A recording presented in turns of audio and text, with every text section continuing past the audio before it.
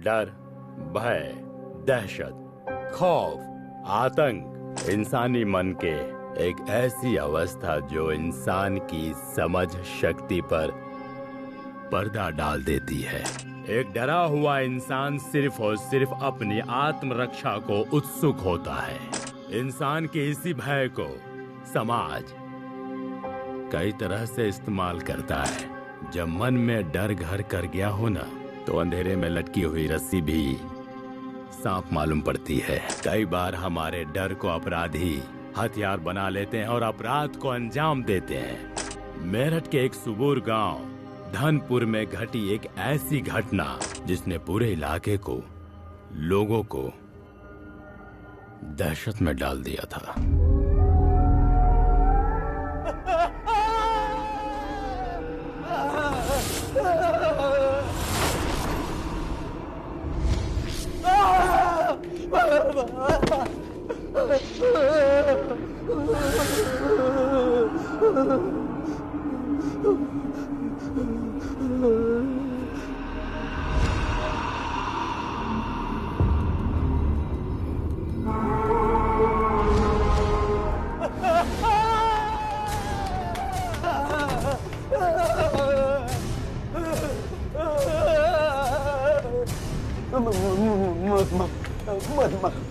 माफ कर दो मुझे मार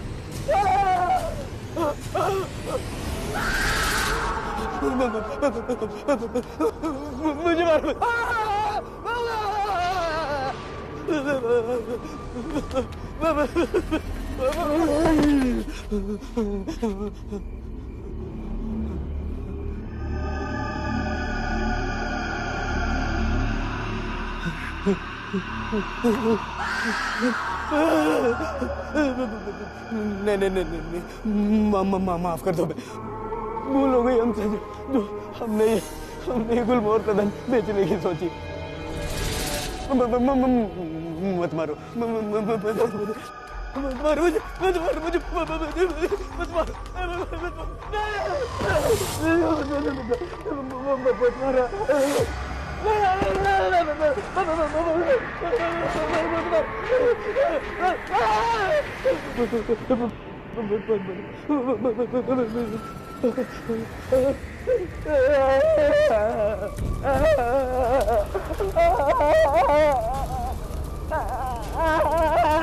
जगह भुवन जी को क्या हो गया?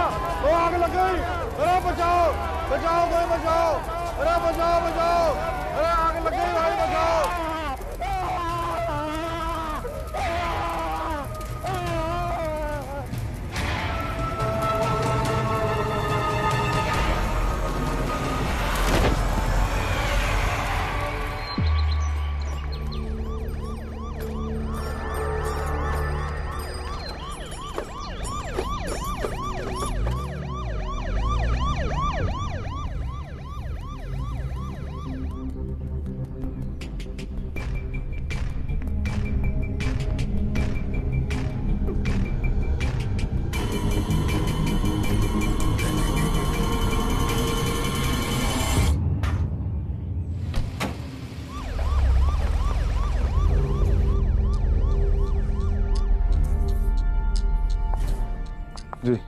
साहब जी, मेरी आंखों के सामने भुवन सिंह जी 2 सेकंड में जल के धुआं हो गए। ये ऊपर से साहब जी, गांव वालों का मानना है कि इस घर पे सिंह परिवार की किसी औरत के भूत का साया, साहब उसी ने मारा उसको।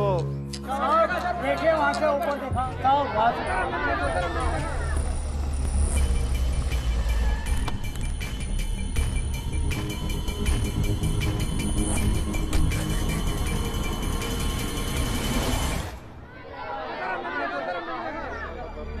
बेटा हटो ऐसे, हटो।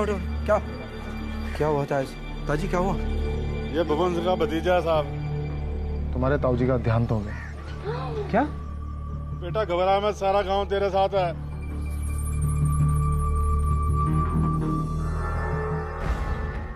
हेलो माँ, ताऊजी की तो डेथ हो गई। हाँ, मैं तो सोच रही थी कि उनको पागल खाने भेजूंगी, पर वो तो पहले ही निकल लिए।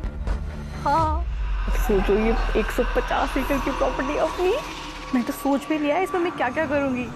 अरे मुझे थोड़ी पता था ये भिखारी बहना के पास इतना कुछ होगा। वो तो अमीर निकला। अरे हाँ माँ, अब तो प्रॉपर्टी अपनी है ना, तो किसी भी घर में रह सकते हो आके।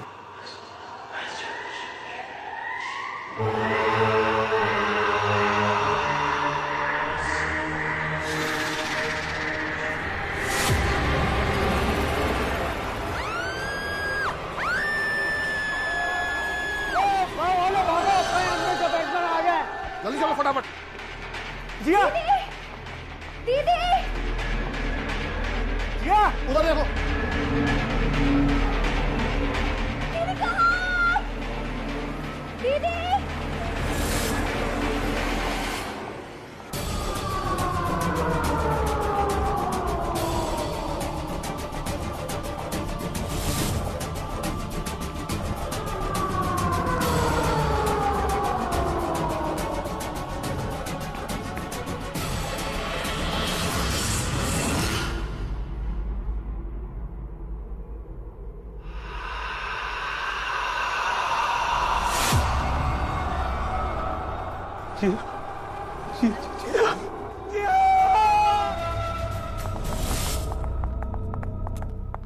क्या हुआ?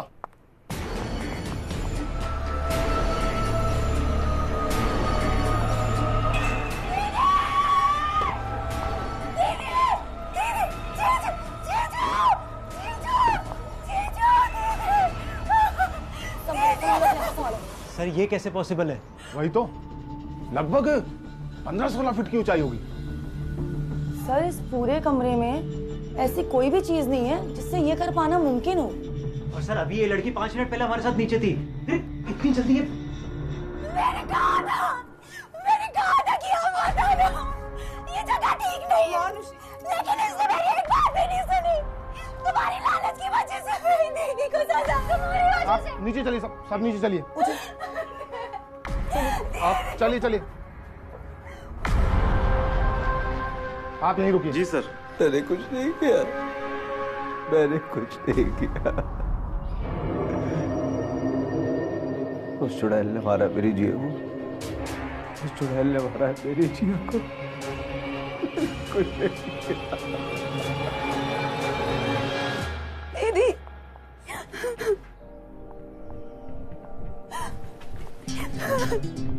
सर ये केस एक ऐसी पहेली है जिसका कोई सिरा नहीं है हमारे पास। दो मर्डर्स, और वो भी ऐसी अज्ञात परिस्थितियों में। सर इन्वेस्टिगेशन शुरू कहां से करें कुछ समझ में नहीं आ रहा है। समझना तो पड़ेगा धीरज, चार्जशीट में हम भुवन सिंह और जिया पाल सिंह का खून का इल्जाम किसी भूत या चुड़ैल पर नहीं डाल सकते।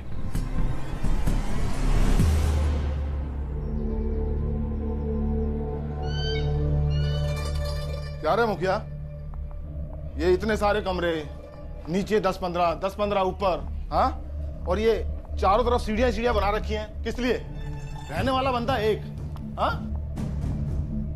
कुछ बोलेगा? ये पहले तो हम भी अभी तक नहीं सुलझा पाए साहब। जब भी कभी भुवन जी से पूछते थे, वो हमेशा यही कहते थे कि उनकी कामनी दादी का भूत उनसे ये सब करवा रहा है। कोई भूत? भला इतनी बेढंगी इमारतें क्यों बनवाएगा? हाँ? इंस्पेक्टर साहब, काफी टाइम से दीदी और जिया जी के रिश्ते ठीक नहीं चल रहे थे। जिया जी ने दीदी से करोड़ों रुपए लिए थे और वो इस रिश्ते को खत्म करना चाहते थे।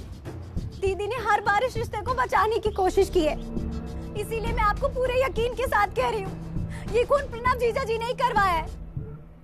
मानुषी, प्रणव जिया से चाहे कितनी नफरत क्यों ना करता हो, पर कोई भी इंसान 75 किलो की औरत को 15 फुट ऊंची दीवार पर कैसे लटका सकता है? ये नामुमकिन है। एक पुराना खंडहर हो चुका मकान, उसी मकान के सामने खुले आसमान के नीचे भागता हुआ एक बदहवास इंसान। पूरे गांव की आंखों के सामने दौड़ते दौड़ते उस आदमी की खुद ब खुद निर्मम तरीके से रहस्यमयी मौत हो गई। पूरे कस्बे के लोगों ने इस घटना को अपनी आंखों से देखा। आतंक से भर चुके गांव वालों के समझ में नहीं आ रहा था कि आखिर ये हुआ तो कैसे हुआ। कुछ पल बाद उसी खंडहर नुमा हवेली में 15 फीट ऊपर छत पर चिपकी हुई मिली एक लड़की की लाश। ये मंजर लोगों का खून सुखा देने के लिए काफी था। लोग इतने डर चुके थे कि इसको भूत पिशाच या चुड़ैल का प्रकोप मान रहे थे, पर विज्ञान और कानून सबूत मांगते हैं। पुलिस भी हैरान थी कि आखिर कैसे मुमकिन हुआ ये।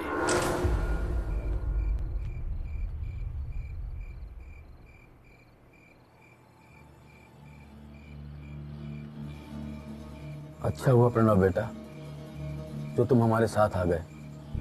सच कहूं बेटा, हमारा बहुत मन था कि मानुषी बिटिया भी हमारे साथ होती। अब हम भी क्या कर सकते हैं जी, उसे अपने जीजा पर भरोसा ही नहीं। उसे लगता है कि हमारे सीधे साधे प्रणव बिटवा ने अपनी बीवी को मार दिया है। इनकी ऐसी हालत देखकर इन पे इल्जाम कौन लगा सकता है। टूट गए हैं बेचारे बिल्कुल। बेटा, हमने तुम्हारे ताऊ जी को बहुत बार समझाया था कि गुलमोहर सदन बेचकर तुम्हारे पास लखनऊ चले जाएं, लेकिन जो हो गया सो बेटा हो गया। खाना खा लो और सो जाओ।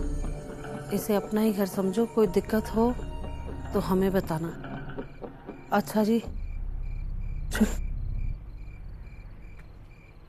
चलो बेटा।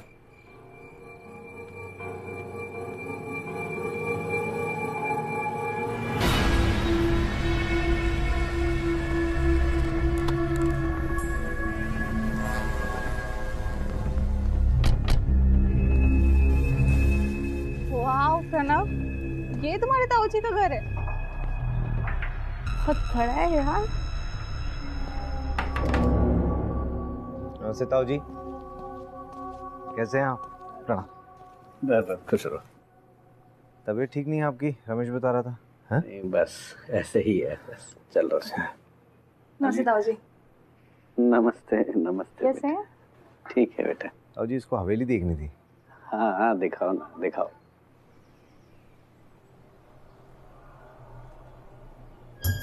वाह प्रणव, इस हवेली की तुम इकलौते वारिस हो, तुमने कभी बताया नहीं यार। So beautiful. Oh my God. Pranav, ये दरवाजा सारा लकड़ी का काम है इसमें। ये सीढ़ियाँ छत पे जाती हैं? हाँ बाबा, छत में ही जाती हैं। तो छत पे क्या क्या बनाया है? अरे लेकिन बेबी सुनो, मेरी बात सुनो। सुनो मेरी बात सुनो। इस हवेली में काला सा है।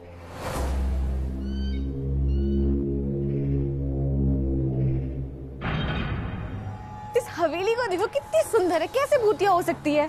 और तुम एक काम करो, तुम ना हॉलीवुड चले जाओ, वहां पे जाके ये भूतिया वाली स्टोरीज बनाना, क्योंकि बॉलीवुड वाले तो तुम्हें क्रेडिट दे नहीं पाएंगे। मैं कोई कहानी नहीं कह रहा हूँ, सच बात है। ताऊ जी 60 साल के हो चुके हैं यार, इतने सालों से अकेले इस हवेली में रह रहे हैं, तो एक दो पेज तो ढीले हो ही जाते हैं ना दिमाग में। तुम एक काम करो, उन्हें ना पागल खाने भेज दो और फिर हम यहाँ पर आकर रहेंगे। क्या बोल रही हो तुम? अरे हाँ, और उसके बाद इस 150 एकड़ की जमीन पर मैं सब्जियां उगाऊंगी, खेती करूंगी। लेकिन मैं ना इन फालतू के झंझटों में नहीं फंसना चाहता। मैं यहाँ से निकलना चाहता हूँ। जी मिस्टर प्रणव सिंह, जो इंसान 10 रुपए के लिए अपनी वाइफ के वॉलेट में झांकता हो ना, उसे लाइफ के कोई भी डिसीजन लेने का कोई हक नहीं है, समझे? वाओ, क्या नजारा है यार, तो सुंदर है सब कुछ यहाँ। काश को यहाँ पर जिया का मर्डर करते हैं और सारा ब्लेम भूत पर डाल दे। मैं यहाँ से भाग जाऊंगा and life sorted। चलो चलो प्रणव, चलते हैं। सुबह मानुषी की फ्लाइट है, उसको सुबह यहाँ पे लेते हुए आएंगे। मैं भी दिखाऊंगी इसे ये हवेली कितनी सुंदर है। चले। नंदिता, ये काम किसी भूत प्रेत का नहीं बल्कि इंसान का है, और वो इंसान कोई और नहीं प्रणव जीजा है, क्योंकि इन दोनों मौतों से सिर्फ प्रणव जीजा को फायदा होगा। मानुषी, भुवन जी को मरते हुए हम सब ने देखा है, और जिस तरह से जिया को 15 फीट की ऊंचाई पर छत पर टांगा गया है, वो काम किसी इंसान का नहीं है।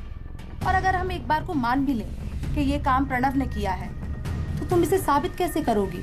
इसी कैसे का जवाब तो ढूंढना है हमें, और एक बार इन सवालों के जवाब मिल गए ना तो प्रणव जीजा भी नहीं बचेंगे। और इन सारे सवालों का जवाब ढूंढने के लिए मुझे एक बार गुलमोहर सदन का चप्पा चप्पा छानना ही होगा। मानुषी जी, सिंह परिवार के बहुत एहसान है हमारे ऊपर।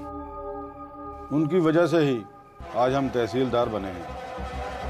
उनको इंसाफ दिलाने के लिए हम आपकी हर मुमकिन मदद करेंगे। काका, लेकिन हमें अपनी बात सबसे पहले पुलिस के सामने रखनी होगी। जरूर जरूर।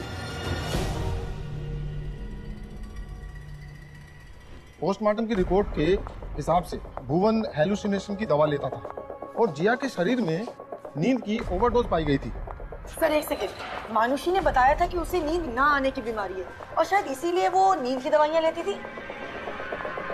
सर इसका मतलब उसे जानबूझकर ज्यादा दवाई दी गई थी ताकि जब उसे मारा जाए तो वो खुद को बचा ना पाए। हाँ, लेकिन सोया हुआ शरीर और भी भारी हो जाता है। ऐसी हालत में उसे 15 फीट की ऊंचाई पर टांगना और भी नामुमकिन है। इंस्पेक्टर साहब, ताऊ जी और दीदी की मौत का राज उसी घर में है और मुझे पूरा यकीन है कि प्रणव जीजा जी ने उस घर को जानबूझकर भूतिया साबित किया है ताकि वो ये घिनौना काम कर सके और सारा इल्जाम भूत पर डाल सके। मनुष्य, हमें हमारा काम मत सिखाओ। पर उस घर को बनाने वाले ठेकेदार और मजदूर को पकड़ने के लिए पहले ही हमने टीम भेज दी है। हम जानते हैं जिया के कातिल को पकड़ने के लिए हमें पहले उस घर की बनावट को समझना पड़ेगा। हम तहकीकात कर रहे हैं और जैसे ही कुछ पता चलेगा हम आपको बता देंगे। अभी आप जा सकती हैं।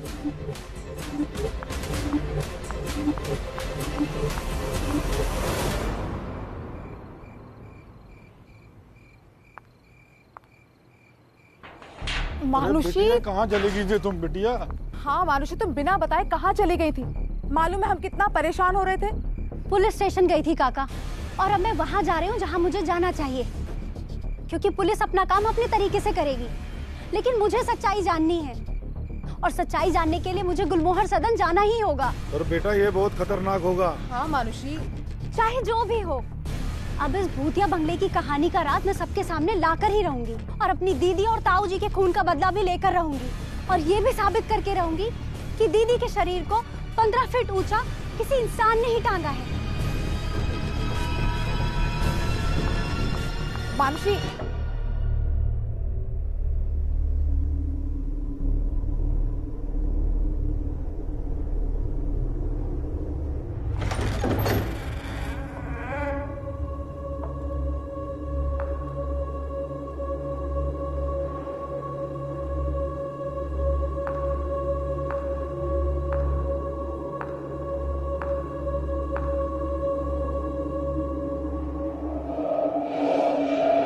हेलो मानुषी, फाइनली मैं और प्रणव वो गुलमोहर सदन देखने के लिए जा रहे हैं। तू भी आ जा। आप पागल हो गई हो क्या? आपको पता नहीं उस भूतिया हवेली के बारे में? आप नहीं जाओगी। मानुषी, ये भूत भूत कुछ नहीं होता है यार। तू भी कहाँ पुरानी चक्रों में पड़ी रहती है। मैं तेरी टिकट करा रही हूँ, कल के कल आ जा, समझी? दीदी मेरी बात सुनो, आप नहीं जाओगी वहाँ पे और मैं भी नहीं आ रही हूँ। मानुषी, मैं तेरी टिकट करा रही हूँ सुबह की, ठीक है? तू कल मुझे यहाँ चाहिए। बाय। दीदी,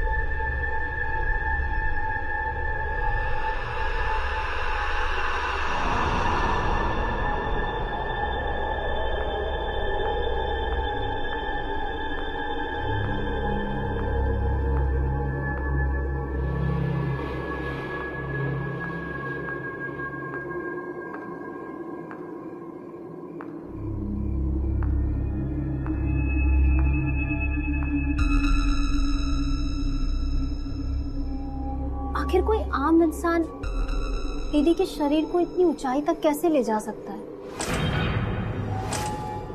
और उसकी मौत का यहाँ कोई सबूत क्यों नहीं है?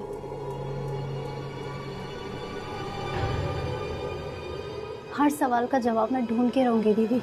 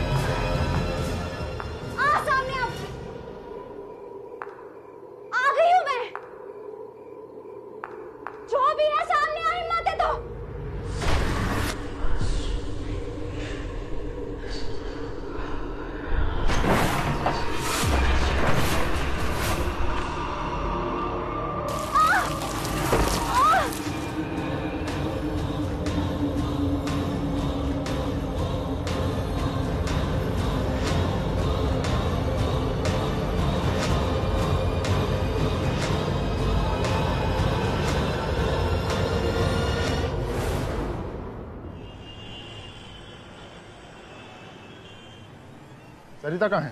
सर वो मानुषी से मिलने हॉस्पिटल गई है। और गुलमोहर सदन के बनाने वाले ठेकेदार और मजदूरों का कुछ पता चला? No sir. धीरज, पता करो जल्दी से। इस केस की गुत्थी सुलझाने के लिए उनका मिलना बहुत जरूरी है, नहीं तो हम इस केस को सुलझा नहीं पाएंगे।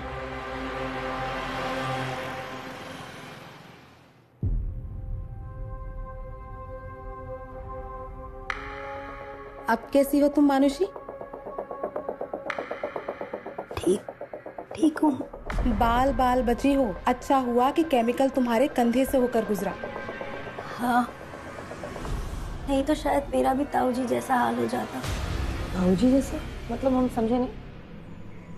इंस्पेक्टर, उस घर में एक पानी का फुहारा था।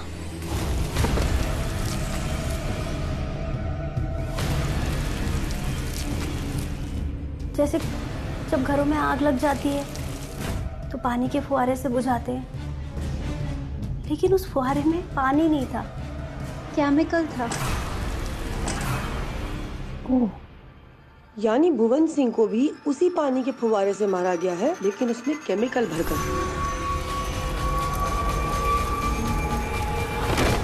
मतलब ये तो साबित है कि ये काम किसी इंसान का ही है और शायद उसी ने ही जिया को भी मारा हो। लेकिन उसे छत पर कैसे लटकाया? ऐसा क्या है उस घर में जो कोई नहीं चाहता कि वहां आए जाए, और वो सिर्फ इंसानों के लिए ही बंद है? बहुत अच्छे से टटोलना पड़ेगा इस घर को। पर कैसे इंस्पेक्टर? क्योंकि दीदी तो बताती है कि वो घर 92 साल पुराना है और उस घर का कोई नक्शा भी नहीं है। 2 कमरे से बनना शुरू हुआ था वो घर और उसके बाद बढ़ता ही चला गया। आप परेशान मत होइए, कोई ना कोई इलाज निकलेगा उसका। आप ध्यान रखिए अपना, चलते हैं। मैं डिस्चार्ज के पेपर साइन करके आती हूँ। आप ठीक है मानुषी जी? जी काका, मैं ठीक हूँ। चीजें बहुत बिगड़ती जा रही हैं मानुषी जी। आप इन सब चक्करों में ना पड़िए और वापस दिल्ली चली जाइए। कहीं आपको भी कहीं कुछ। काका आप फिक्र मत कीजिए, मुझे कुछ नहीं होगा। अच्छा काका, एक बात बताइए, आपने कहा था ना कि आपके दादा परदादा सिंह खानदान के यहाँ काम करते थे और उन्होंने आपकी पढ़ाई का खर्चा भी उठाया था। हाँ। तो क्या आपके पास कोई ऐसी सूची है जिसमें उन मजदूरों के नाम हो जिन्होंने गुलमोहर सदन बनाया है? आपका गुलमोहर सदन के मजदूरों से क्या लेना देना? उनका इस खून से क्या संबंध? काका, माना कि दीदी के शरीर को 15 फीट तक की ऊंचाई पर लटकाना एक इंसान के लिए आसान काम नहीं है, पर इंसान का दिमाग कुछ भी कर सकता है।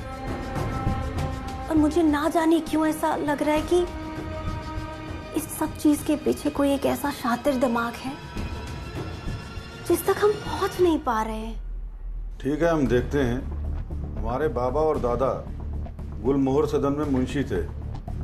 उनके कई बही खाते घर में पड़े हुए हैं। हो सकता है किसी बही खाते में किसी मजदूर का नाम हो। जी सर, जैन सर। जी जी सर, हो जाएगा। जी सर। सर, उस घर में एक पानी का फुहारा था, लेकिन उस फुहारे में पानी नहीं था, केमिकल था। सर, हाँ क्या हुआ? सर, भुवन सिंह की मौत का राज मिल गया है। क्या? जिस कमरे में भुवन सिंह की मौत हुई उस कमरे में एक पानी का फव्वारा है जिसमें से पानी नहीं केमिकल निकलता है, और उसी फव्वारे से पहले भुवन सिंह को मारा, बाद में मानुषी पर हमला किया गया।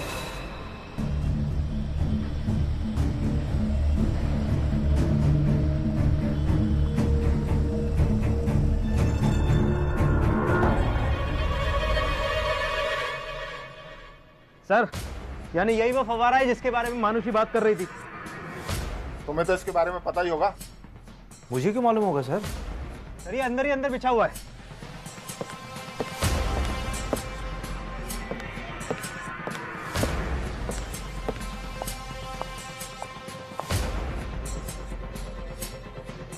धीरज, चेक करो ये पाइपलाइन कहां तक जा रही है। सर,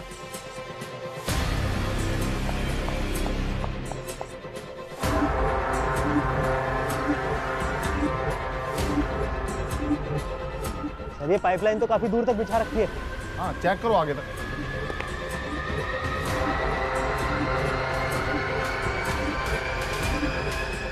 धीरज, मामला काफी गड़बड़ लग रहा है। हाँ सर, तो घर में इतनी लंबी पाइपलाइन क्यों बिछाएगा? सर, यहाँ अंदर जा रहा है।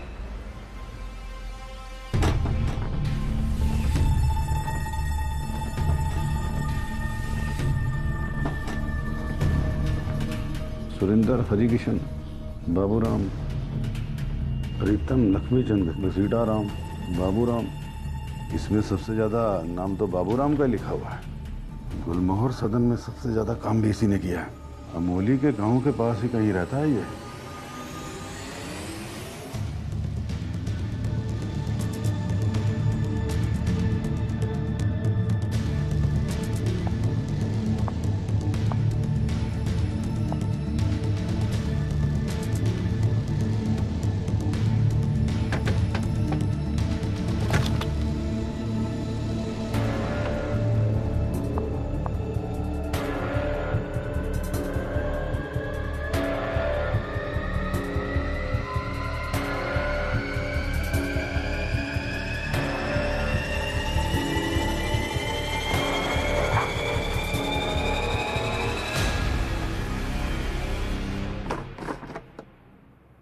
सर, इसमें केमिकल भरा हुआ है।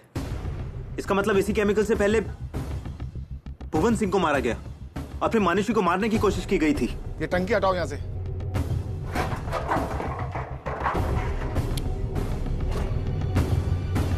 सर, यहाँ नीचे की तरफ एक रास्ता है।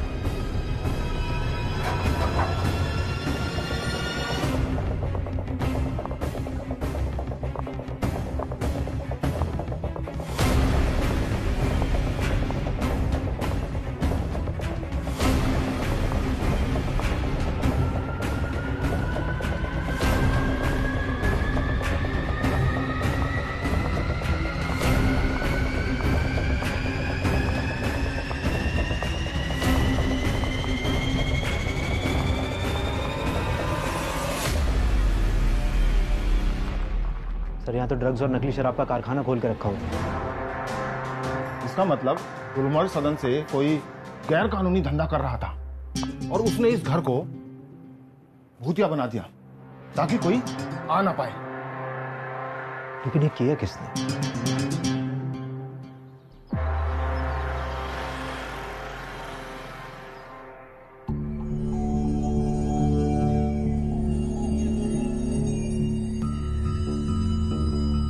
अरे साहब आप आइए आइए बैठिए ना।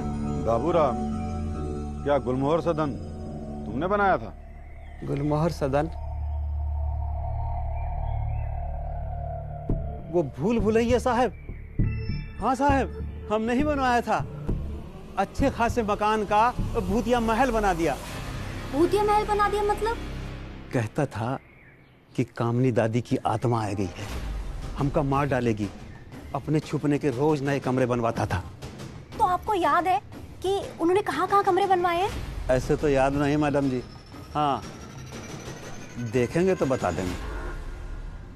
आप मुझे ऐसे क्यों देख रहे हैं? आप मुझ पे शक कर रहे हैं? सर मैंने कुछ नहीं किया है।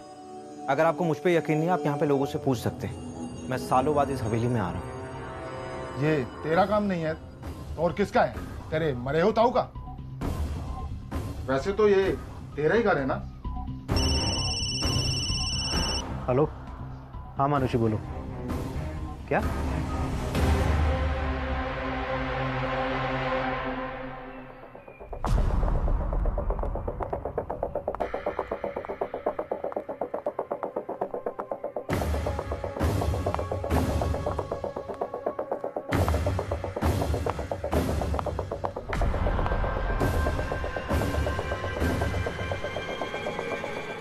मुझे यहाँ क्यों लाए साहब? बाबूराम, इस कमरे को ध्यान से देख। क्या तुमने इस कमरे में कोई छुपने की जगह या कोई तहखाना, मतलब छत पर, दीवारों में, अलमारी में, जिसमें कोई कांड करे उसके बाद छुप जाए? कांड? कैसा कांड? बाबूराम, वो सब छोड़ो, ये बताओ ऐसा कोई कमरा बनाया था या नहीं? छत पर कछु नहीं साहब, जगह ये नहीं। पहले ही 15 फीट ऊंचा है, और ज्यादा ऊंचा होता तो कमरा सीधा चांद पे बनता। हाँ,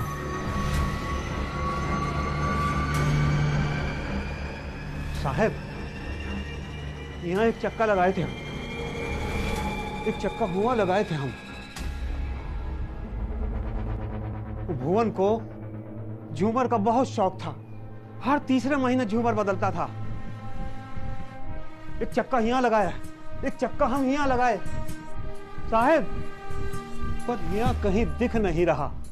सर ऐसा तो नहीं कि जिया को भी इन्हीं चक्कों से लटकाया गया हो ऊपर और बाद में वो चक्के गायब कर दिए ताकि किसी को कोई शक ना हो सकता है।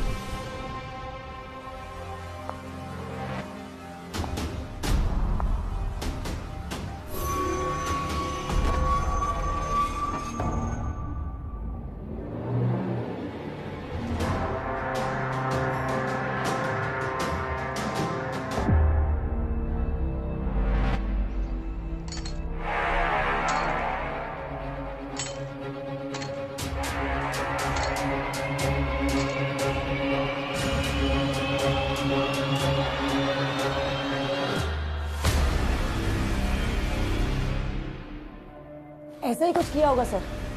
लेकिन सर अभी एक सवाल और है। सर खूनी जिया की बॉडी को सीलिंग तक ले तो गया, लेकिन सर सिर्फ 5 मिनट में बॉडी को सीलिंग तक ले जाना, कीलों से ठोकना और उसके बाद सारे सबूत मिटाकर यहाँ से भागना, सर ये कैसे मुमकिन है? किया किसने? मुझे पता है ये किसने किया होगा। तुमसे बहुत बड़ी गलती हो गई। हाँ सारथी, मुझसे बहुत बड़ी गलती हो गई और इस गलती की सजा तुम्हें जरूर मिलेगी। क्या मतलब? मतलब ये क्या है? जो मैं सबके साथ करता हूँ। नहीं नहीं नहीं, तुम ये मेरे साथ नहीं कर सकते सारथी। नहीं। किया जी, अगर इसे भी मार दिया तो 3 खून का इल्जाम लग जाएगा सर पे। चलो।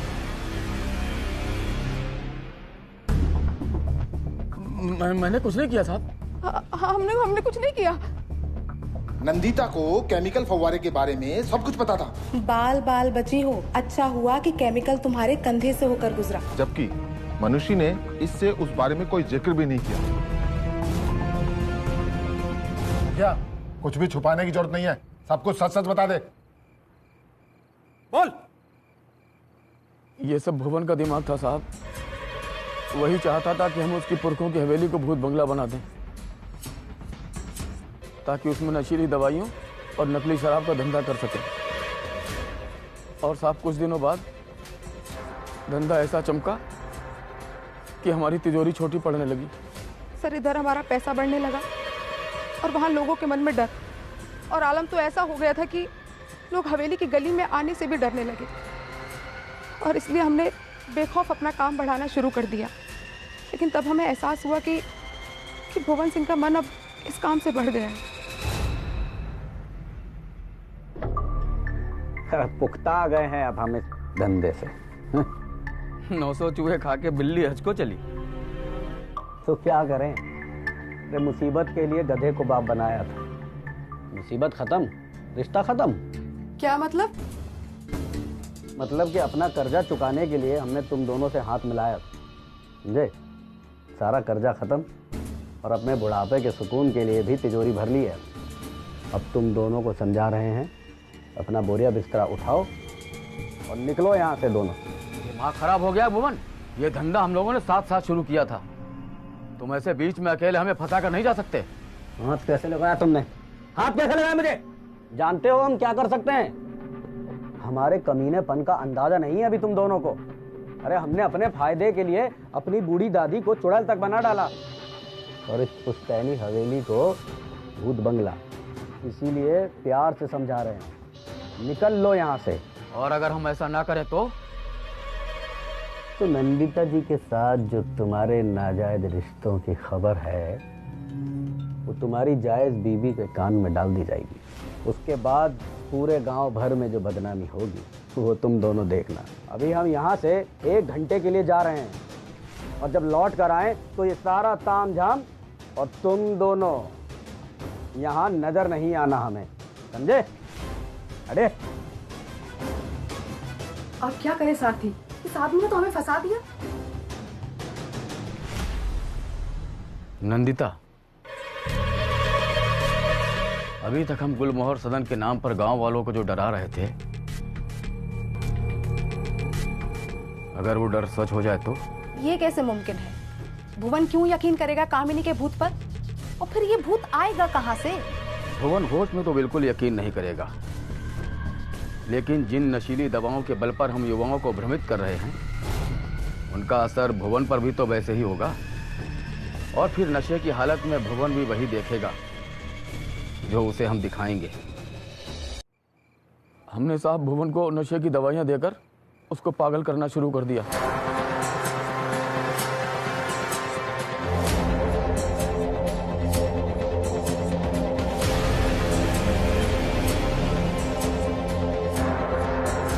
और उसे ये यकीन दिलाया कि कामनी का भूत सच में आ गया है। कामनी का नाम लेकर भुवन जो गोरख धंधा कर रहा था, उसका भूत भुवन को सजा दिलाने के लिए आया है। और उसके बाद हमने सबके सामने भुवन को मारकर ये साबित कर दिया कि इस घर में सच में भूत है।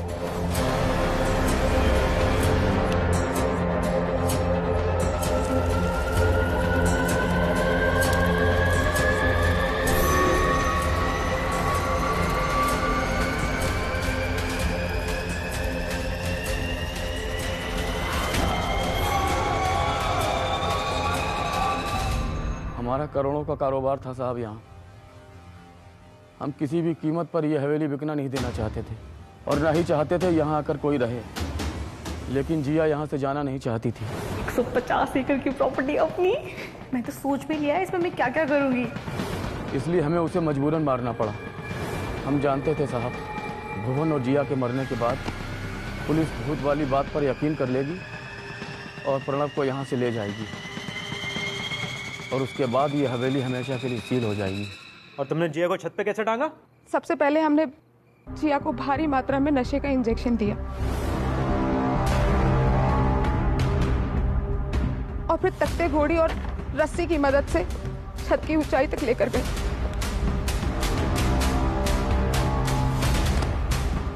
जल्दी कर नंदिता, जल्दी कर।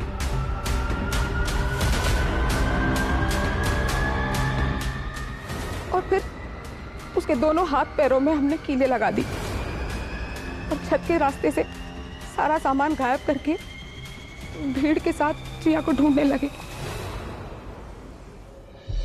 और तुमने जिया को छत पे कैसे टांगा? सबसे पहले हमने जिया को भारी मात्रा में नशे का इंजेक्शन दिया।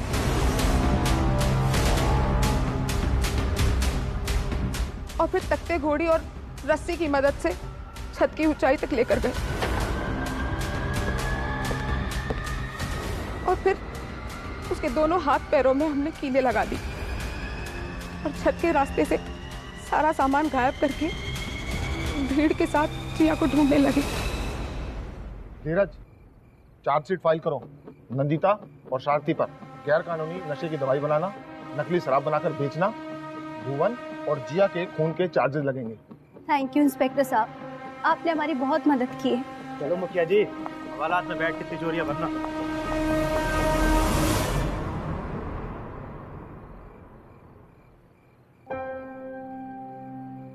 जीजा जी, मुझे माफ कर दीजिए, मैंने आप पे शक किया, मुझे नहीं करना चाहिए।